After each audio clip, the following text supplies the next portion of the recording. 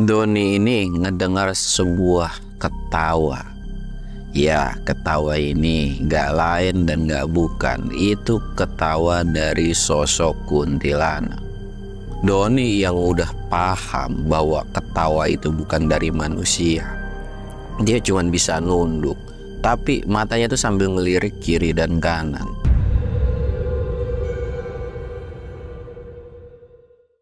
Assalamualaikum warahmatullahi wabarakatuh. Balik lagi di channel Samsul Mister Horror. Dongeng horor gua kali ini gua bakal nyeritain tentang korban pesugihan di salah satu gunung nih. Buat kalian yang penasaran dengan ceritanya, kalian wajib tonton video ini sampai habis dan jangan lupa like, comment, subscribe dan share video gua ke banyak orang. Dan buat kalian yang mau ikutan open trip, kalian bisa kunjungi Instagram gue di bawah sini. Dan buat kalian yang mau lihat video vlog gue juga, kalian bisa lihat di bawah sini.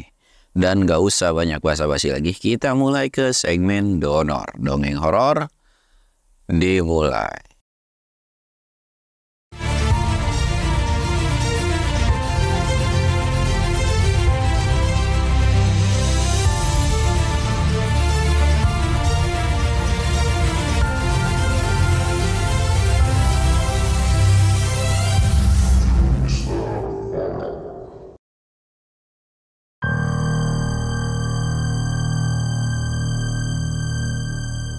Oke cuy, sebelum masuk ke ceritanya, kita ritual kayak biasa.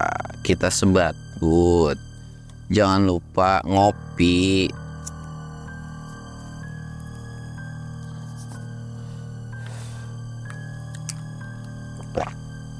Gimana cuy? Dengan curah hujan yang lagi sering banget, daerah kalian ada yang kebanjiran nggak? Atau ada, ya semoga lah, berdoa supaya nggak ada bencana alam gitu kan ya. Walaupun kemarin ada Sukabumi, terus terakhir kemarin ada tol Cipularang itu tuh gue baru balik dari Papandayan. Jadi kemungkinan kalau gue ngaret satu hari itu gue nggak bisa lewat cuy buat balik gitu kan.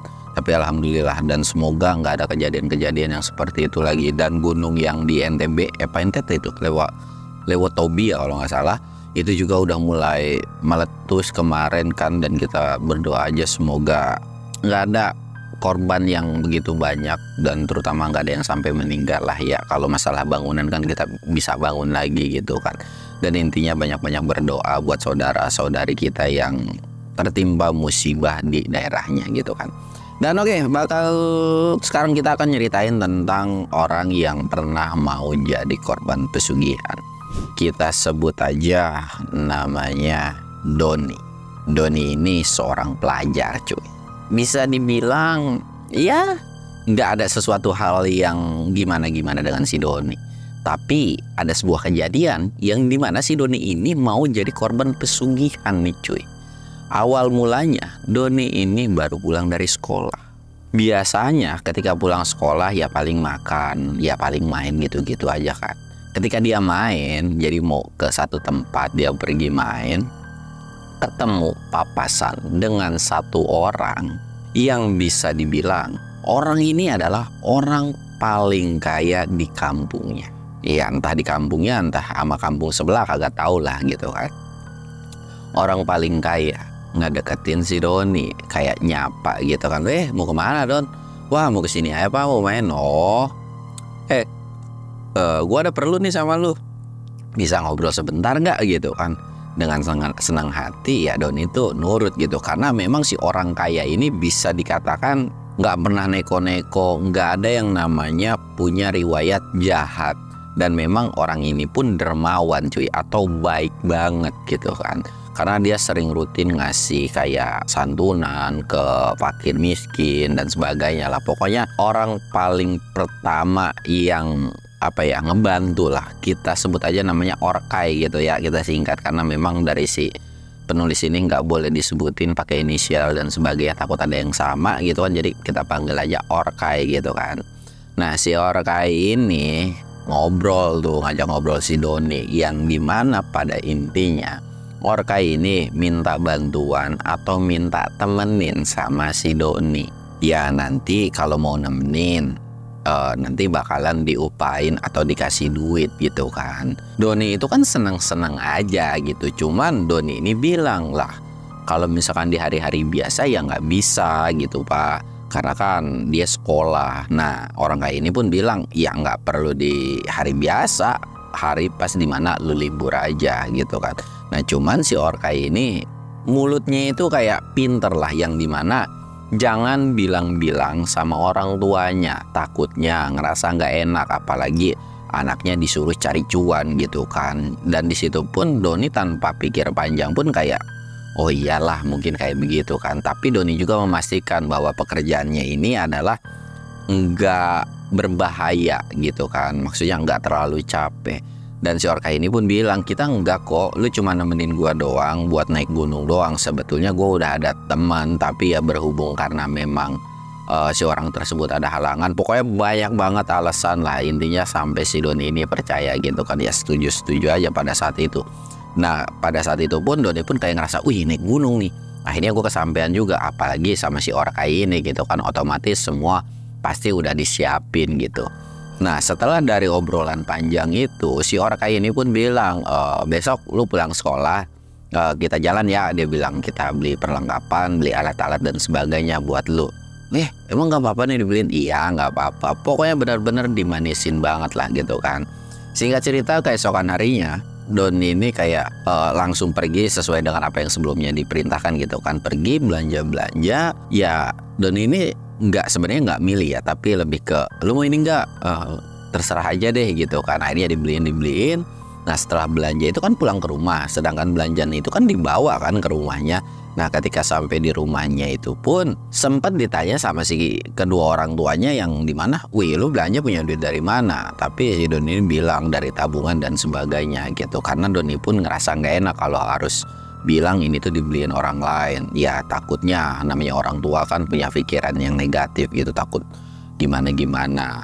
Sampai akhirnya ya orang tuanya percaya aja. Dan di situ pun Doni pun bilang ke orang tuanya bahwa dia itu sebenarnya beli barang ini pun pengen naik gunung. Sebenarnya ada sebuah larangan dari orang tuanya, tapi dari si pihak orang tua cowok atau bokapnya, bapaknya ini kayak, udahlah nggak apa-apa, namanya anak laki. Lagian juga dia kan udah kelihatan nih niat beli alat, nabung dan sebagainya.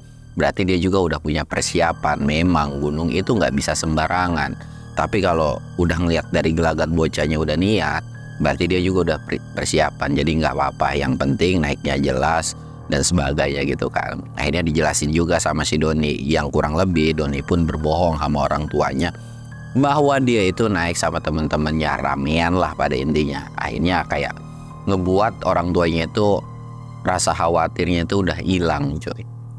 Ketika rasa khawatirnya ini udah hilang, dan mulailah di hari H sebelum keberangkatan nih. Nah sebelum hari keberangkatan itu kan biasa kita berangkat malam ya kalau orang mau naik gunung itu kan. Berangkatlah dia ini ke rumah si Orkai ini cuy. Berangkat, di situ pun langsung disambut sama si Orkai ini kayak udah istirahat, santai-santai. Di situ pun ya kayak santai-santai ngopi gitu kan. Nah setelah santai-santai ini langsunglah mereka memulai pendakian atau berangkat ke salah satu gunung. Gunungnya pun gue tidak akan kasih tahu gunung apa. Pergi ke salah satu gunung. Di perjalanan mereka ngobrol panjang lebar lah gimana, terus ditawarin makan, semua serba enak, nggak ada yang nggak enak. Akhirnya kayak ya Doni itu kayak nemu rejeki nomplok kan. Jadi kayak senang banget, udah mau jalan-jalan gratis, cuma nemenin naik gunung doang. Terus pakaian dibeliin, semua dibeliin. Akhirnya kayak alhamdulillah lah pada saat itu. Ngobrol panjang lebar, tanpa kerasa mereka itu sampai di kaki gunung. Nah karena memang Doni ini minim pengetahuan atau bisa dibilang nggak tahu menau tentang gunung gitu kan, sempet ngerasa heran karena ketika berhenti ini memang di sebuah desa, tapi mereka itu berhenti cuma sebentar, mungkin sekitar 5-10 menit. Dan di situ pun awalnya itu ditemenin sama salah satu orang mungkin akamsi situ, cuman pakaiannya agak sedikit berbeda, yang dimana seolah melambangkan bahwa si orang ini seperti dukun lah. Doni juga nggak terlalu pikir panjang dan kayak mungkin namanya juga di sini kampung kan, mungkin ada beberapa yang masih pakai pakaian tradisional zaman dulu gitu. Dan dia pun kayak nggak punya pikiran aneh-aneh sama orang tersebut. Di awal perjalanan sebetulnya mereka bertiga beriringan, tapi mungkin udah sampai di batas vegetasi hutan di mana mereka itu jadi terpisah cuy. Jadi kayak si dukun ini mungkin kayak jalan duluan dan si Orkai ini belakangan gitu sama si Doni kan. Di situ pun akhirnya mereka melanjutkan perjalanan. Nah, awal perjalanannya itu kurang lebih ketika sampai di batas vegetasi itu udah sekitaran jam 1 siang. Nah, ketika mereka memulai perjalanan, sesudah sampainya di batas vegetasi, itu nggak ada obrolan apapun. Atau kayak, jadi yang awalnya di awal tuh banyak nanya, banyak ngobrol, tapi udah sampai situ kayak minim obrolan lah. Di situ pun kayak ngerasa aneh, ada sih rasa aneh, tapi mungkin Doni itu kayak berpikiran, ya namanya juga orang naik gunung, capek, nanjak gitu kan. Jadi kayaknya harus menghemat energi nih. Karena ya sudahlah, bodo amat gitu kan. Lanjut terus jalan. Dan di situ pun yang diketahui sama si Doni itu kan harusnya gunung itu memiliki pos. Tapi kok dia tuh udah jalan beberapa jam nggak ketemu pos 1, pos 2, pos 3 gitu. Sempet ngerasa aneh. Tapi mau nanya itu kayak agak sungkan. Dan memang Doni pun udah ngerasa risih dari gelagat atau paras dari si Orkai ini. Mukanya tuh kayak udah gak enak aja. Kayak muka sinis, muka ngeselin, gimana sih? Bener-bener 180 derajat itu berbeda banget daripada sebelumnya gitu kan. Nah, karena memang udah ngerasa nggak nyaman, akhirnya ya udahlah bodo amat. Terus jalan dan akhirnya rasa capek si Doni ini pun udah muncul, yang capek banget gitu kan. Mas, berhenti dulu dong gitu kan. Udah capek banget nih, pengen istirahat. Tapi si Orkai ini tuh kayak masa bodoh dan terus jalan gitu aja tanpa ngeliat ke belakang. Bahkan saking kecapeannya si Doni itu sampai teriak-teriak cuy, tungguin gitu kan. Disuruh minta tungguin tapi nggak ditungguin sama sekali. Dan bahkan sampai kayak, aduh bodo amat dah, bodo amat. Suaranya tuh mau teriak tuh bener-bener nggak bisa keluar. Dan entah itu kayak seolah disengaja atau gimana nggak tahu. Singkatnya si Orkai ini hilang lah. Si Doni itu sendirian kan. Dia istirahat di situ sekitaran 15 sampai 20 menitan. Ketika rasa capeknya udah mulai hilang lama-lama perlahan gitu kan. Sempet bingung mau lanjutin apa stay apa turun. Kok gue ditinggal sih? Kalau turun gue takut nyasar gitu. Karena memang jalur si gunung ini itu tuh nggak begitu jelas dan ya intinya takut nyasar lah. Karena Doni juga ngedengar rumor yang dimana bahwa iya banyak orang nyasar di gunung karena mereka nggak tahu menahu tentang jalan. Dan Doni pun mengkedepankan logikanya karena ya takutnya ada percabangan, salah milih jalur dan sebagainya itu bisa hilang gitu kan. Akhirnya dia kayak mutusin, yaudah deh gue jalan lagi ke atas. Dia terus jalan ke atas, bahkan sampai maghrib Doni itu masih belum ketemu sama si Orkai ini. Dia udah frustasi dan dia pun tahu bahwa di tasnya ini ada headlamp kan. Akhirnya ngeluarin headlamp dan ketika selesai ngeluarin headlamp tuh kayak langsung celangak-celinguk kiri dan kanan. Ya Allah, ini mana ya? Tahu gitu gue kagak jadi ikut dah. Lagian kenapa gue ditinggal sih? Apa dia nggak nge ya? Tapi kok ada yang aneh. Bodo amat dah. Gue istirahat di sini. Sambil napasnya terengah-engah. Senderan di carrier-nya dia gitu kan. Nah, lagi istirahat, Doni ini ngedengar sebuah ketawa. Ya, ketawa ini gak lain dan gak bukan. Itu ketawa dari sosok kuntilanak. Doni yang udah paham bahwa ketawa itu bukan dari manusia. Dia cuma bisa nunduk. Tapi matanya tuh sambil ngelirik kiri dan kanan. Namun dalam hati Doni ini baca doa supaya dijauhkan dari mara bahaya. Tapi justru ketawanya itu makin melengking dan makin kencang. Doni yang awalnya pengen istirahat lumayan cukup lama di area tersebut karena ngerasa risih dan gak nyaman. Akhirnya Doni ini memutuskan untuk pergi dari area tersebut dan meneruskan perjalanan. Walaupun entah dia harus stay di mana. Jalan lagi. Dan karena memang udah agak sedikit menjauh dari suara tersebut, akhirnya Doni pun istirahat lagi. Ya Allah, kenapa sih gue bisa kayak gini ya? Ini gue di mana? Bang Orkai di mana gitu kan? Dan karena memang udah frustasi, Doni ini akhirnya kayak teriak-teriak manggil nama si Orkai ini. Wah, di mana? Hampir teriak-teriak minta tolong, itu kenceng banget. Bahkan suaranya sampai serak, tapi nggak ada sautan satu orang pun. Karena ngerasa dia udah kecapean teriak-teriak, dia duduk lagi, ngeluarin logistik lagi, makan sambil nyemil lagi gitu kan, ambil minum-minum lagi. Nah, lagi asik-asik nyemil. Jadi nyemil itu kan makan gini, sambil makan. Ternyata di depannya kok tiba-tiba ada muncul, yaitu sosok wewe gombel, cuy. Di situ Doni ini coba merhatiin kan, dan ternyata benar. Yang di depan itu sosok wewe gombel gitu kan. Doni ini langsung ngerasa ketakutan. Dan sosok wewe gombel ini terus jalan memperpendek jarak antara Doni dan si wewe gombel ini. Kayak mau nyamperin si Doni lah. Doni yang panik.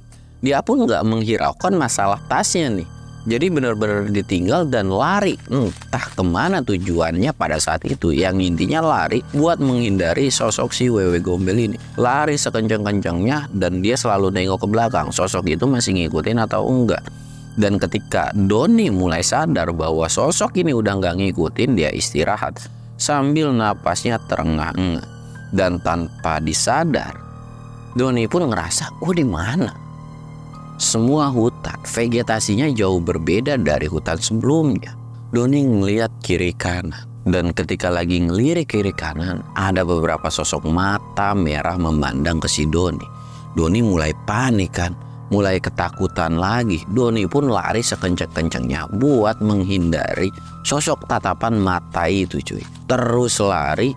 Dan tanpa sadar ketika lari ini, dia ini tergelincir dan terperoksok kayak ke sebuah tempat yang agak sedikit miring. Ketika lagi jatuh ke tempat yang miring ini, Doni ini langsung teriak, gitu kan. Karena mungkin kena benturan kali ya, karena sakit juga. Nah, ketika udah jatuh, Doni ini nangis bener-bener pengen pulang. Dan di atas ada sebuah siluet. Seolah ada yang memperhatikan si Doni. Tapi Doni juga nggak tahu itu siapa. Dan Doni cuma bisa bilang, tolong gua. Tapi sosok itu tiba-tiba pergi gitu aja. Doni ini coba buat ngerangkak untuk naik ke atas lagi atau ke tempat dia jatuh kan. Itu benar-benar sampai ngerayap karena kakinya itu udah sakit banget pada saat itu. Terus ngerayap dan ketika sampai di atas, Doni ini udah ngerasa lega kan. Tapi ternyata cuy, tanpa Doni sadar, ada makhluk di belakang Doni yang ukurannya itu nggak bisa dilihat seberapa tinggi dan seberapa besar. Yang cuman kelihatan adalah seolah ada tangan yang mau megang si Doni, kayak mau diambil gitu aja. Doni kan kayak mau berontak, udah nggak ada tenaga, tapi nggak berontak juga gimana gitu kan. Ayo Doni kayak dalam hati udah pasrah dan karena udah saking takutnya dia pun pingsan. Nggak tahu menau, tapi ketika Doni ini bangun, dia tuh kayak ngelihat sebuah sinar-sinar cahaya. Yang nggak lain, sinar cahaya itu adalah dari perapian atau dari sebuah api unggun. Dan pas ngelihat lagi, ternyata di sebelah itu ada si Orkai dengan santainya sambil makan dan nyemil.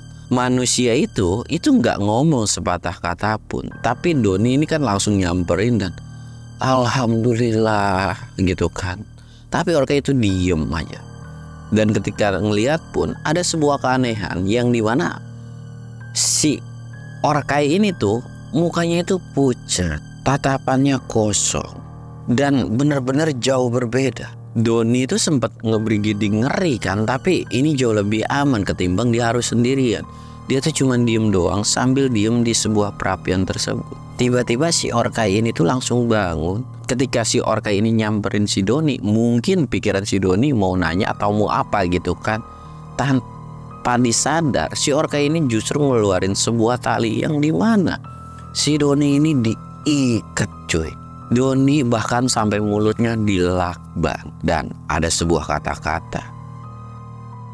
Kamu harus ikut aku dan kamu tumbal yang cocok untuk menjadikanku jauh lebih kaya. Di situ Doni cuma bisa berontak. Bener-bener cuma bisa berontak-berontak doang. Tapi cuy, si Doni ini bener-bener digusur pakai tali, ditarik dan bahkan sampai diseret gitu, bener-bener diseret. Set. Terus Doni pun bingung, dia tuh mau dibawa kemana sih sebenarnya. Doni nggak bisa ngelawan lagi karena memang tenaganya pun dia udah habis. Bahkan seretan dari si orka ini itu sampai kena ranting, bahkan ada pohon yang berduri. Doni ini sampai nangis, terus-terusan nangis, dan dia juga udah ngerasa pasrah. Ya udahlah, mungkin gua udah waktunya kali meninggal di gunung ini gitu kan. Terus jalan dan sampai akhirnya ketemulah sebuah gua yang ternyata Doni ini dibawa ke gua tersebut cuy. Akhirnya dimasukinlah ke gua tersebut. Doni pun ngerasa bingung kan, tapi si orka ini kayak nyalain sebuah obor di situ, tetap dinyalain, dan di situ ada sebuah batu di tengahnya. Iya, kayak bentuk-bentuk ritual gitu. Akhirnya si Doni ini kayak diangkat dan ditaruh di tengah batu itu. Doni bingung apa yang dilakuin, bahkan si orang ini pun nggak ngomong sepatah kata pun. Si orka ini duduk sila sambil komat kamit baca mantra. Yang setelah baca mantra, orka ini langsung pergi ninggalin Doni dengan sendirinya. Jadi kayak pergi nggak ngomong sepatah kata pun, cabut aja gitu kan. Doni ngerasa bingung, dia cuma bisa nangis. Cahaya-cahaya dari situ cuma ada dari obor kan. Dan ini tuh gua apa namanya? Karena pikiran Doni udah kacau, udah kalang kabut, udah nggak tahu dia harus berpikir apa. Dan ketika lagi frustasi, udah nggak ada kesempatan buat dia hidup lagi. Satu persatu dari obor tersebut mati.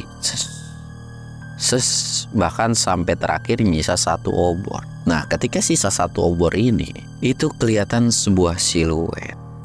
Giginya itu bener-bener bertaring, dan perwujudan dari makhluk itu tuh bener-bener nyeremin, dan bener-bener kayak seolah tokoh-tokoh di pewayangan gitu cuy. Jadi kayak bener-bener serem. Bahkan si Doni ini sampai ngebuang muka, nggak mau ngelihat sosok tersebut. Dan karena memang si Doni ini ngebuang muka, dia tuh badan itu kayak ada yang nyentuh. Di situ pun Doni dalam hatinya, ya Allah, kalau memang ini udah umur gua, setidaknya gua nggak mau yang namanya meninggal dengan seperti ini. Dalam hati Doni itu selalu nyebut-nyebut nama orang tuanya, bener-bener terus-terusan nangis. Dan di situ pun Doni itu kayak cuman bisa pasrah dan sambil merem matanya karena dia juga takut kan dengan si makhluk tersebut itu. Menjemin mata, dan di situ langsung kedengeran suara gemuruh yang entah apa pada saat itu. Bahkan ada sebuah teriakan atau kayak ada sebuah auman, ya pokoknya kayak mungkin itu murkanya dari si sosok tersebut. Doni pada saat itu berpikirannya kayak gitu, kayak udah ngerasa pasrah aja lah. Benar-benar merem, menjamin mata, tapi di kupingnya tuh kedengeran suara-suara nggak jelas, suara-suara gemuruh yang begitu riuh, bahkan kayak ada orang berantem. Bodoh amat dah, kagak ada urusan. Terus menjamin mata tanpa disadar pun Doni ini kayak mungkin tidur pada saat itu, dan ketika dia bangun, dia tuh bangun di sebuah tetesan air. Dan otomatis langsung melek kan. Dan ketika melek itu udah kondisi pagi hari. Doni langsung lihat kiri dan kanan. Loh, kok di mana? Bahkan ikatannya pun udah nggak ada, tapi badannya masih dalam kondisinya tuh masih terluka parah. Akhirnya Doni ini kayak coba bangun, dan ketika bangun ngelihat kiri dan kanan, di situ pun ada beberapa makanan. Karena memang Doni juga ngerasa lapar kan, akhirnya dia coba makan, dan itu lumayan cukup ngenyangin dan nambah energi untuk bertahan hidup dari si Doni ini. Nah, ketika udah ngerasa energinya udah cukup, udah pulih, dia tuh sempat mikir, siapa yang bawa gua ke sini? Siapa yang ngasih makanan ini? Dan apa tujuannya? Apa memang gua belum ditakdirkan untuk meninggal pada saat ini. Karena memang dia juga nggak mau yang namanya sampai kenapa-napa di gunung ini. Dia memutuskan untuk pergi turun atau nyari jalan keluar. Nah, ketika bangun, Doni ini ngelihat sebuah tanda yang dimana seolah tanda ini jadi kayak bentuk batu. Ada tanda kayak jadi batu disusun itu kayak tanda silang begini, yang dimana batu itu seolah kayak lu jangan kesini, nggak boleh. Jadi kayak untuk jalur lain. Jadi ketika ngelihat di situ ada beberapa jalur. Nah, jalur yang tidak boleh dilewatin itu selalu ada tanda batu kayak disilang gitu cuy. Siapa yang ngasih tanda kayak gini lagi? Nah, dengan pedenya Doni pun mungkin ini salah satu pertolongan kali gitu kan. Walaupun entah siapa yang nolongin, akhirnya dia ngikutin terus nyusurin jalan. Dan memang kondisi pada saat itu adalah pagi hari atau udah mau menjelang ke siang. Tapi vibe-nya itu bener-bener berbeda banget. Bahkan bulu kuduk dari si Doni ini pun udah ngerasa serem. Tapi ketika mulai rasa takut itu muncul, ada sebuah bisikan yang dimana, kamu jangan pernah takut. Jangan tengok kiri kanan dan ikuti saja jalan ini. Lurus terus ke depan tanpa menoleh kiri dan kanan. Entah suara itu suara siapa, tapi Doni yakin dan percaya bahwa sosok yang membisikkan suara tersebut itu adalah orang yang mau nolongin si Doni. Dan tanpa pikir panjang, Doni pun kayak nurut-nurut aja, bener ngikutin jalan terus.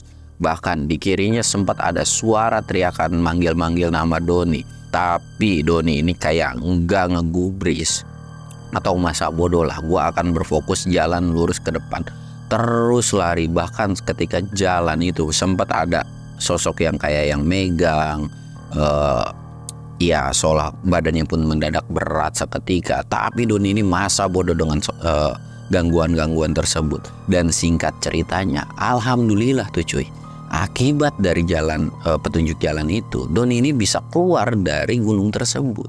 Yang dimana ketika keluar tuh dia udah ngeliat sebuah perkampungan kan. Doni kayak alhamdulillah. Tapi jalur atau titik keluarnya itu nggak tahu di mana, karena berbeda dengan jalur yang sebelumnya. Tapi karena memang poinnya adalah gua harus sampai di bawah dan ketemu desa, akhirnya buru-buru nyamperin ke desa tersebut dan laporan atau kayak curhat ke beberapa warga di situ. Warga di situ pun cuman geleng-geleng kepala doang ngedengerin cerita dari si Doni ini. Dan karena memang Doni ini langsung curhat, minta nomor telepon dan sebagainya gitu kan, mau nelpon atau ngabarin keluarganya. Akhirnya ditelepon lah keluarganya dan supaya bisa dijemput gitu kan, dan membuktikan kebenaran dengan cerita tersebut. Singkat cerita, di situ pun akhirnya keluarganya itu datang, terus nyeritain tentang semua kronologi kejadiannya. Keluarga dari si Doni ini sempat kesel dengan apa yang diceritakan. Dan singkatnya di situ pun gak ada obrolan panjang lebar ya di kampung tersebut. Akhirnya mereka pulang dan mau nuntut yang namanya si Orkai ini. Tapi ternyata cuy, si Orkai ini memang beneran gak ada di rumah. Dan bahkan itu sampai disamperin sama beberapa warga, sama banyak warga lah gitu kan, buat ngebuktiin tentang omongan si Doni ini benar atau enggak. Tapi si Orkai ini benar-benar gak ada cuy pada saat itu kan. Nah, bahkan sampai ditungguin seminggu, sebulan, Orkai itu masih belum datang ke rumah atau belum nyamperin ke rumah. Kayak kemana gitu kan. Nah, seiring berjalannya waktu, bahkan sampai 1 tahun, si Orkai ini hilang gitu aja. Entah kapan baliknya lagi. Tapi Doni ini menjadikan pelajaran lah tentang kejadian tersebut, bahwasanya ya semua hal yang baik itu belum tentu akhirnya berujung baik. Dan di situ pun Doni cuma bisa minta maaf ke orang tuanya karena sudah pernah berbohong sama orang tuanya. Tapi ya orang tuanya juga memaafkan, dan itu juga kata orang tuanya pembelajaran buat lu supaya lu nextnya nggak pernah yang namanya ngebohongin orang tua lu lagi gitu kan. Dan sampai akhirnya si Orkai ini nggak ketemu atau nggak bisa didatengin entah kemana juga gitu kan. Ya seiring berjalannya waktu, ya udahlah, kayak udahlah gua nggak peduli juga gitu kan. Dan tetap akan bikin perhitungan kalau si Orkai ini sampai muncul lagi atau balik lagi ke rumah tersebut. Dan sampai akhirnya cerita ini pun selesai. Mungkin kalian akan bertanya, orang yang nolongin si Doni ini siapa? Doni pun sebenarnya nggak tahu siapa yang nolongin. Bahkan tidak ada penjelasan juga dari warga kampung tersebut siapa yang nolongin sosok si Doni ini. Ya mau gimana cuy, ya memang dari sono ceritanya kayak begitu. Gua mah cuman ngikutin dan bacain aja gitu kan. Tapi pelajaran yang bisa diambil dari cerita ini, memang kalau ada orang baik itu ya kita alhamdulillah. Tapi kalian juga harus tahu, orang yang baik ini punya maksud tertentu atau enggak. Ya namanya hati-hati itu wajib lah cuy ya. Mau orang itu baik siapapun, hati-hati itu perlu. Jadi segala sesuatu yang ada di cerita ini, yang positifnya silahkan kalian ambil, yang negatifnya silahkan kalian buang. Gua Samsul undur diri. Assalamualaikum warahmatullahi wabarakatuh.